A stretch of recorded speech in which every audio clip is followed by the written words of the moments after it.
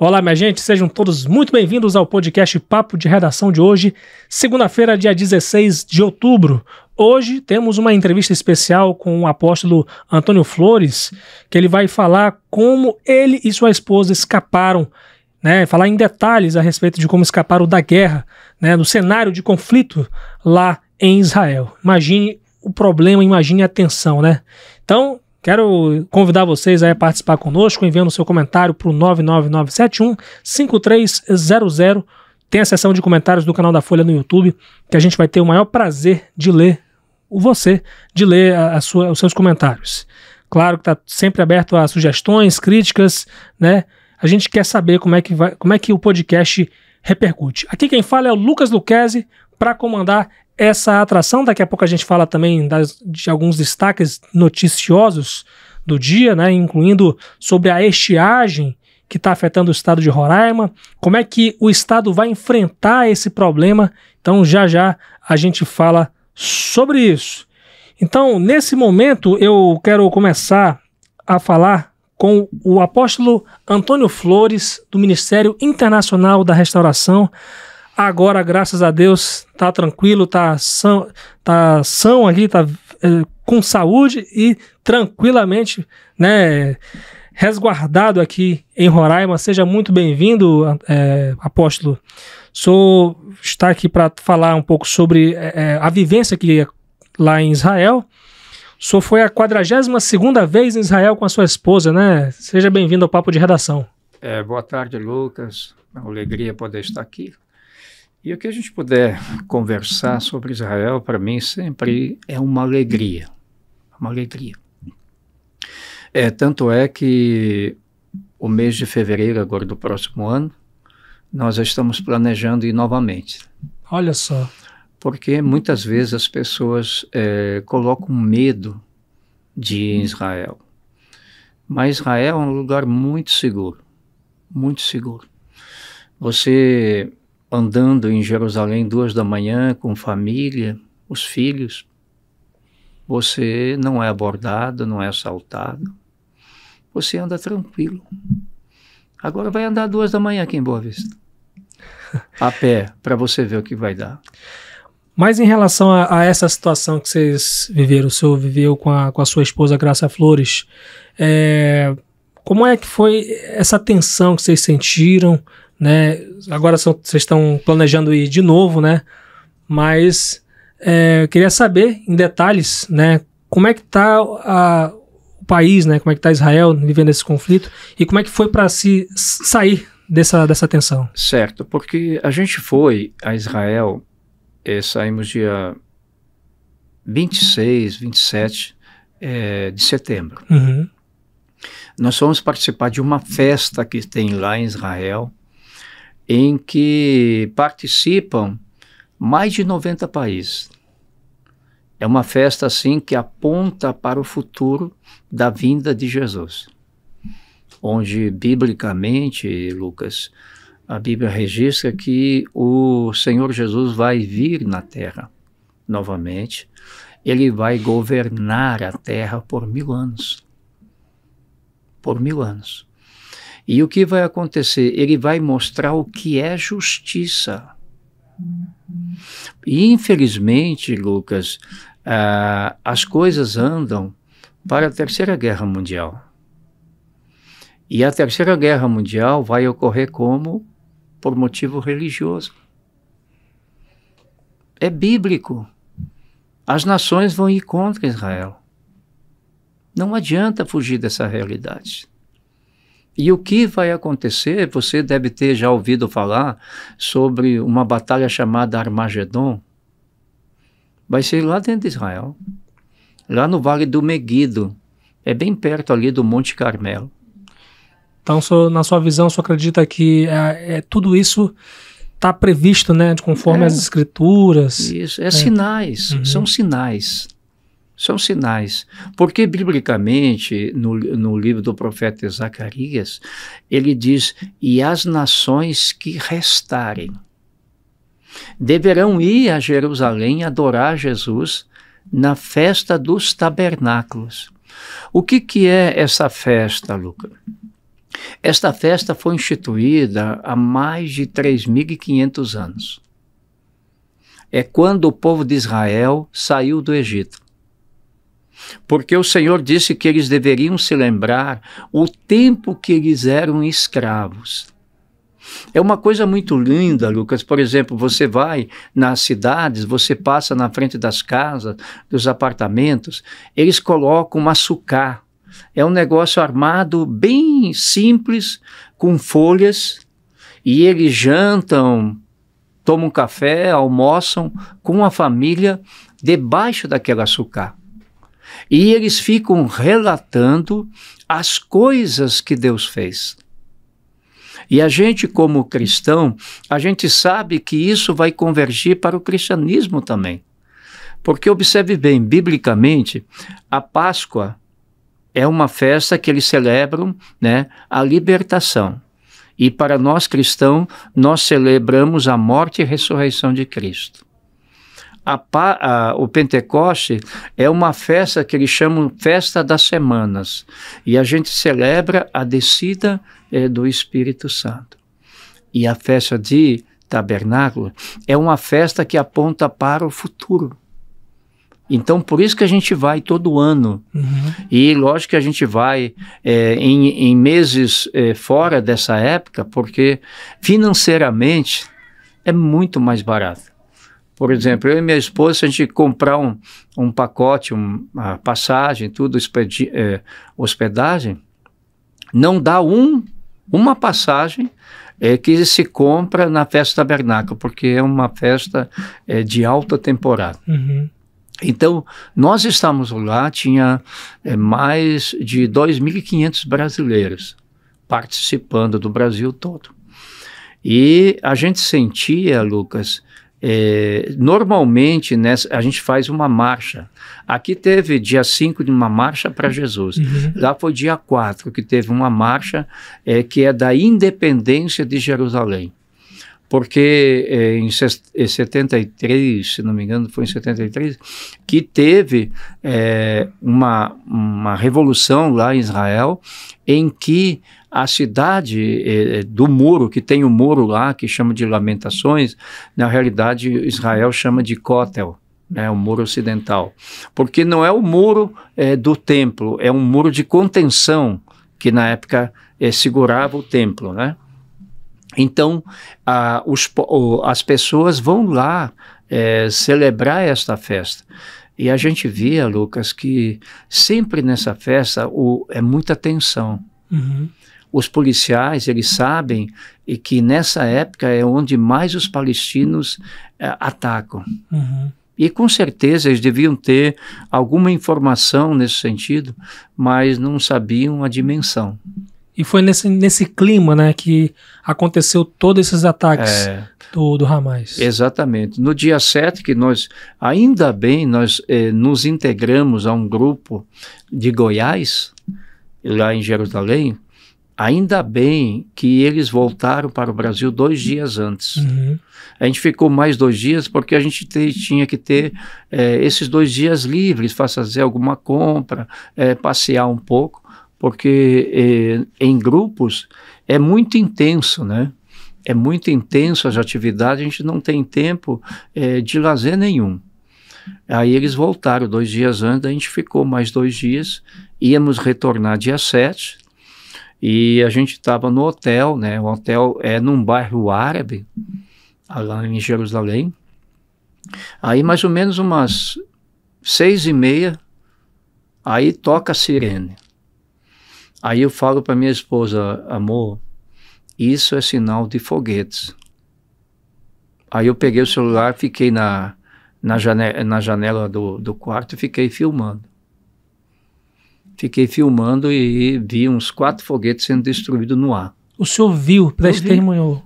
Junto com a sua esposa. Exato. E qual foi o sentimento aí? Não, aquela história, porque as pessoas ficam preocupadas porque, para o muçulmano, Lucas, tem 3 cidades que eles consideram sagradas, que é Meca, Medina e Jerusalém.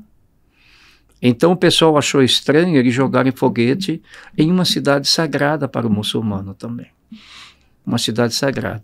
E teve muitos foguetes mais adiante, depois tocou novamente a sirene, porque quando lança os foguetes na direção de determinada cidade, por exemplo, como a gente está no bairro árabe, tocou mais intensamente no bairro árabe. E depois a gente viu que em outro bairro, em Jerusalém, tocou mais intensamente, não tocou para cá, porque o foguete estava indo naquela direção. E aí o que aconteceu? A gente tinha passagem, né, para a meia-noite, né, do dia 7, e aí o que iam fazer? A gente tinha já reservado um táxi, né, para sairmos do aeroporto, do hotel para o aeroporto às 19 horas. Aí eu liguei para uma pessoa amiga lá em Jerusalém, daí disse, olha, vai urgente para o aeroporto que é melhor. Porque lá tem um sistema de segurança bem mais moderno e pode evitar com mais tranquilidade foguetes. E aí a gente pediu um táxi, né? E o pessoal do hotel diziam que os taxistas não iam porque o aeroporto estava fechado. Estava fechado para os voos no momento, né? Não estava fechado para o povo. Aí eu falei... Desculpa, eu falei para essa pessoa amiga, pedindo uma sugestão dela, disse, não, vou providenciar um táxi de um amigo que mora em Jerusalém, que ele vai buscar vocês. Mas essa pessoa, esse contato que vocês tinham, era brasileiro? Brasileira, Sim. é uma guia. Ela fala 8 idiomas. Pois é, havia a curiosidade aí, como é que foi, né, exatamente? Então vocês não tiveram tanta dificuldade para sair de lá por conta da falta de comunicação, né? Porque vocês não falam bem a língua do local, né? Não, aí eles falam inglês, né? Sim. Falam inglês, hebraico, mas aí a gente conseguiu esse táxi, foi até o aeroporto, na metade do caminho o taxista disse que o aeroporto estava fechado. Eu disse, não, prossiga o caminho que lá a gente dá um jeito. Aí foi interessante a gente chegar lá no aeroporto. Eu sempre comento até aquele filme Apocalipse Now. Aquele monte de gente chegando no aeroporto. Foi mais ou menos assim. Muita gente. Aí nós estávamos com 4 malas grandes. Lá, não sei se você já viu no aeroporto, para você sacar a mala, sacar o carrinho para colocar as malas, você tem que colocar o cartão de crédito, né? Aí coloca o cartão de crédito, paga uma taxa, daí puxa e coloca as malas. Aí fomos, entramos no aeroporto, depois de umas horas, daí nos altos-falantes lá começaram a falar em hebraico, e tinha muitos judeus no aeroporto, né? Aí começaram a correr para o bunker. Aí foi um desespero, crianças gritando, mulheres desesperadas. O clima era de desespero total, generalizado mesmo no aeroporto. Meu Deus, ali é uma tensão muito grande. Ainda bem que a gente já tem uma experiência de viajar lá, já passou por muitas situações, não nesse nível. Então a gente já vai sempre emocionalmente preparado para os imprevistos. Não houve nenhum tipo de medo de morrer em algum momento? Não. Por incrível que pareça, lá em Jerusalém tem uma paz que não encontra em nenhum lugar, não. Não encontra. É uma coisa incrível. Aí quando tocou o alarme lá no aeroporto, o pessoal correndo para o banco, e daí eu disse, estou com a minha esposa, então não vou forçar. Aí a gente pegou umas malas, ficou muitas malas no saguão, pegamos as malas, se encostamos assim entre as malas e ficamos de joelho orando. Vocês ficaram de joelho entre as malas? Isso. Não foram pro bunker em momento algum? Não fomos. Depois fomos dar uma olhadinha lá no bunker, como é que era tudo. Mas aí o avião, a aeronave, ou melhor, a empresa aérea da Emirates, que a gente ia fazer conexão com Dubai, eles suspenderam o voo. O voo que vocês iriam? Isso. Aí deram até o número do telefone para ligar e para ver uma outra empresa que eles iam reembolsar a passagem. Como é que a gente ia conseguir outra empresa se todos estavam cancelando? Daí a gente ficou assim, né? Daí eu disse para minha esposa, vamos aguardar. Aí ligamos para um outro amigo que mora em Jerusalém, o Tairo. Ele tem os parentes dele de Manaus. Ele disse, não, se não der certo aí eu vou buscar vocês ficam aqui em casa. Aí o que aconteceu? A gente ficou aguardando, demorou umas 3 horas daí, a Emirates começou a fazer o check-in, mas não avisou nada. Uhum. Aí a gente sempre acompanhando, porque nesses voos a gente já tem a experiência que a gente não pode tirar o olho da tela lá. Sim. Sempre tem que estar observando. E o voo da Emirates não tinha sido cancelado. Os outros estavam sendo cancelados. Uhum. E aí a gente foi fazer o check-in, numa tensão. O tempo todo acompanhando no celular? Meu Deus, a tensão é muito grande. Né? Sim. Tinha gente vomitando, Lucas. Sério? Mas... pânico, né? Uhum. Estado de pânico, pegando aquela lixeira, vomitando, passando mal, pessoas dando sinais de infarto. Uhum. Aí o pessoal paramédico levando para dar algum tipo de tratamento.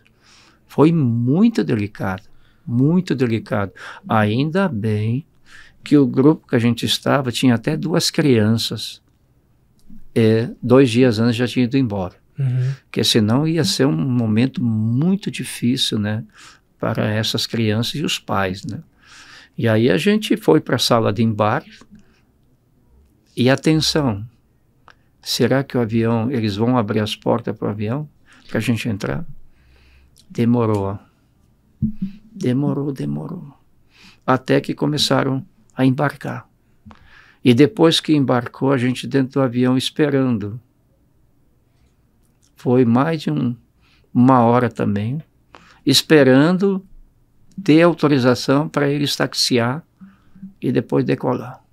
Porventura teve algum, assim, pelo menos o que se comentava, né, lá pelo aeroporto, um possível medo de que esses grupos extremistas fossem até esses locais e realizassem ataques contra as pessoas, contra o aeroporto ou mesmo contra os aviões? Não, sempre tinha, porque eles lançaram muitos foguetes naquela direção, né? Mas o sistema de radar ali do aeroporto é bem mais moderno, assim, muito mais intenso, porque é um ponto muito crítico, né? Na questão de guerra. Então, eles estavam preparados para isso. Que a gente ouviu, quando tocou o alarme, a gente ouvia, mesmo dentro do aeroporto, a gente ouvia aqueles pum,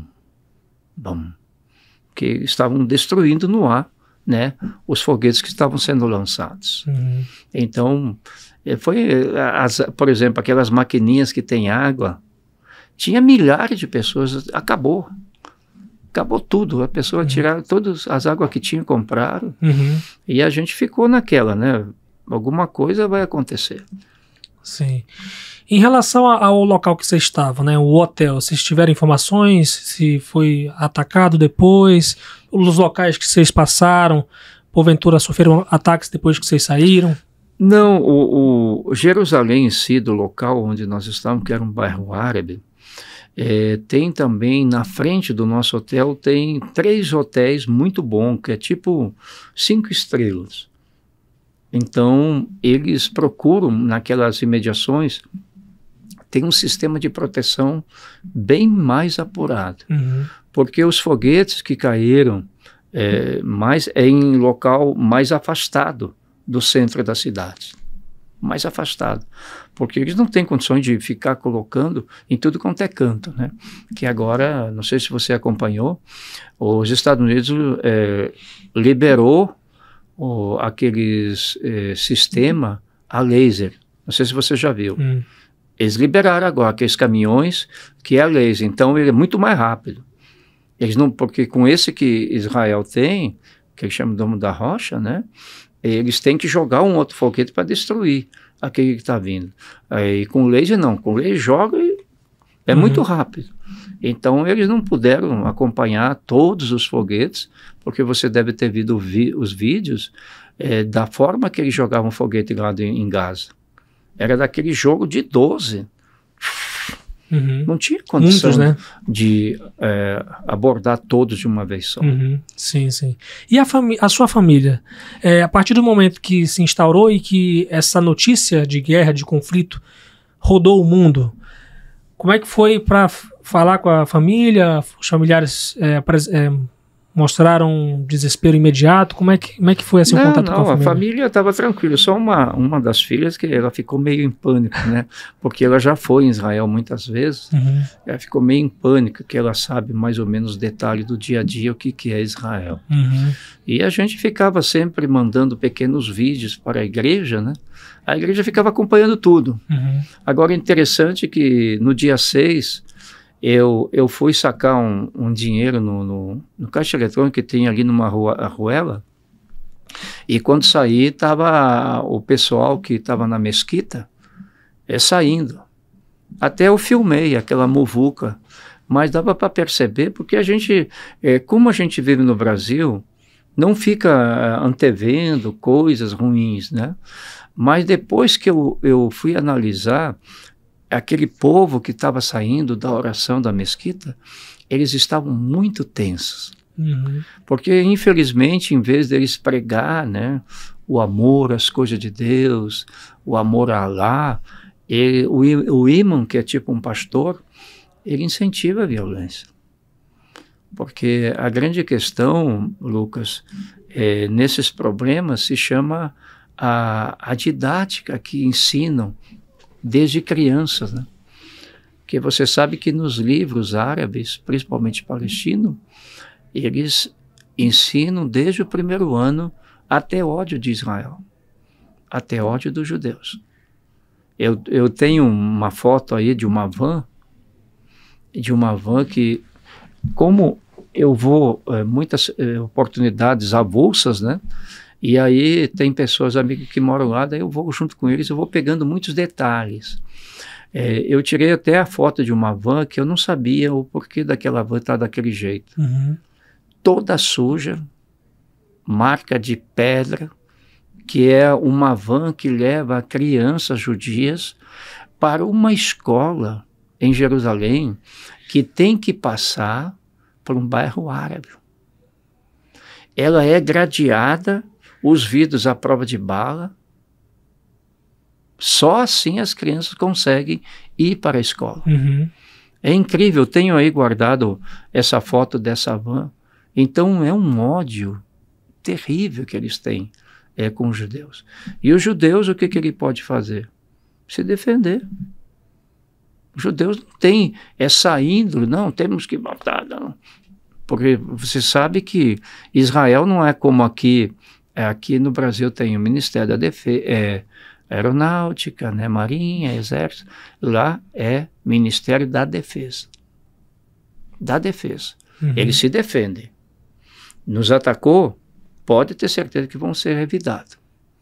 Porque existe em Israel, Lucas, não sei se você já ouviu falar, em um local chamado Massada. Já ouviu falar em Massada? Não. Massada é uma fortaleza na época de Herodes, que Herodes construiu um castelo e se tornou uma fortaleza. E nos anos 70, o povo de Israel, muitos judeus se revoltaram, né, com o Império Romano. E aí o Império Romano, ele foi atacar eles. Só que eles não conseguiam subir, porque naquele tempo não tinha avião, nada. Né? E aí o que eles fizeram? Pegavam escravos judeus e mandavam eles fazer uma rampa. Aí fizeram a rampa para chegar até no topo, e aí tinha mais ou menos 900 e poucos judeus, e os judeus viram que eles não iam conseguir vencer o exército romano, e aí o que aconteceu? Os líderes entraram em um acordo. É só você ver pelo o Google aí que conta a história. Entraram em um acordo que os pais, eles iriam degolar toda a família. Para não cair na mão dos romanos. Não cair na mão dos romanos. E depois ficaria 10 líderes vivos, e eles iam sortear quem é que ia degolar os outros 9. Nossa, gente. E aí o que aconteceu? Teve uma senhora que tinha 2 criancinhas que conseguiu fugir desse massacre que estavam fazendo entre si, se escondeu numa cisterna. E aí quando os romanos chegaram, a água tinha, a comida tinha, como dizendo, nós fizemos isso por nossa própria vontade. E em vez de ser um momento vitorioso do Império Romano, eles ficaram muito entristecidos. É por isso que até hoje, Lucas, em Israel, quando o militar inicia os exercícios, eles vão em Massada. Uhum. E tem uma frase que eles dizem, Massada nunca mais. Nunca mais vai acontecer isso. Então isso que a gente está vivendo, Lucas, dessa guerra aí, é uma coisa muito séria. Uma das coisas mais sérias que a gente pode estar vivendo no momento. Porque vai ter muita coisa no meio aí, muitos resultados que infelizmente a gente está presenciando. É lamentável, apóstolo, tudo que a gente está vivendo aí. Nosso desejo aqui é que o mundo possa viver momentos de paz, né? Tem muita gente sofrendo e, como diz aqui, né? No chaveirinho que a gente ganhou, tá dizendo aqui Shalom. Shalom quer dizer paz, né? Então, é isso que a gente quer desejar, não só para Israel, para a Palestina, para onde tem conflito. A gente sabe que a gente vive num mundo onde nunca antes, em quase 100 anos, a gente está vivendo bilhões de pessoas em situações de conflito. Não só em Israel, não só na Ucrânia, mas também na região da África, né? A gente vê muitos países, muitas pessoas em situação de conflito. E a gente desejar aqui Shalom, paz, para todo o nosso mundo. Muito obrigado, apóstolo, pela sua participação aqui. E quem sabe uma próxima oportunidade a gente fale melhor sobre isso. Tá certo, a gente está à disposição. Sempre que anda para falar de Israel, a gente sempre tem alguma coisa para compartilhar. Muito obrigado, até a próxima. Valeu, mano. Então seguimos com um papo de redação, falando aí, prometendo aí falar de notícias. Prometi e vou cumprir, hein, gente? Porque a gente vai falar aqui que o governo não vê risco de desabastecimento de água e de alimentos, pelo menos por enquanto, aqui em Roraima. Hoje, o governo do estado fez uma entrevista coletiva para falar das medidas contra essa estiagem rigorosa, né, influenciada pelo o fenômeno El Niño, responsável aí por esquentar, né, aquecer as águas do Oceano Pacífico. Então, essa é a avaliação de momento, gente. O presidente da CAE, James Serrador, afirmou que a companhia está preparada para fazer a captação submersa de água por meio de bombas, desde que o nível do Rio Branco não fique em torno de 30 centímetros negativos. E a gente está se aproximando cada dia, né, tendo em vista aí que de 20 a 30 centímetros a menos por dia, e tem todo esse cenário, mas a CAE disse que está planejando aí, já tem processo licitatório para poder perfurar 50 poços artesianos.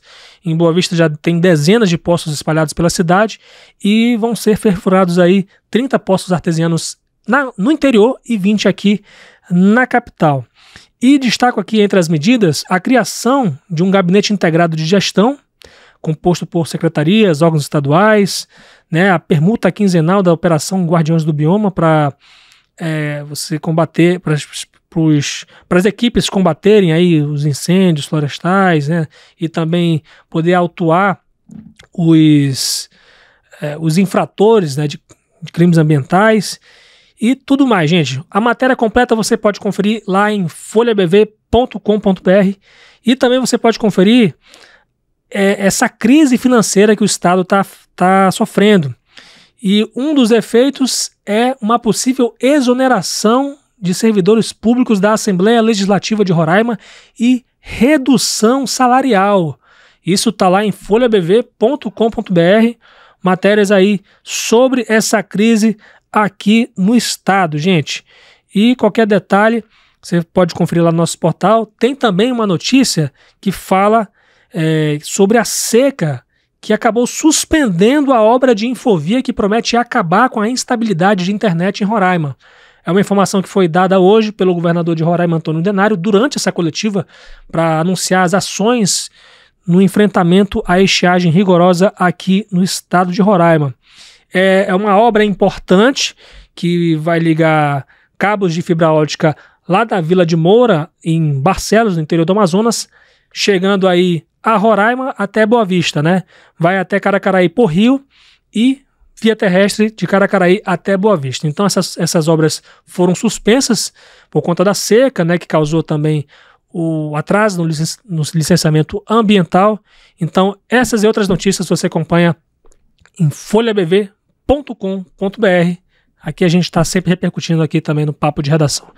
Minha gente, muito obrigado pela sua companhia. Aqui quem fala é o Lucas Lucchesi.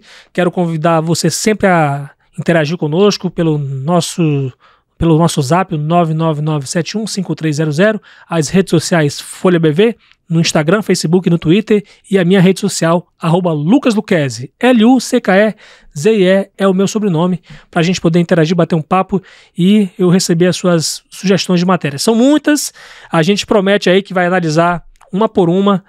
Muito obrigado aí sempre pela sua companhia e pela sua confiança. E até amanhã, se Deus quiser.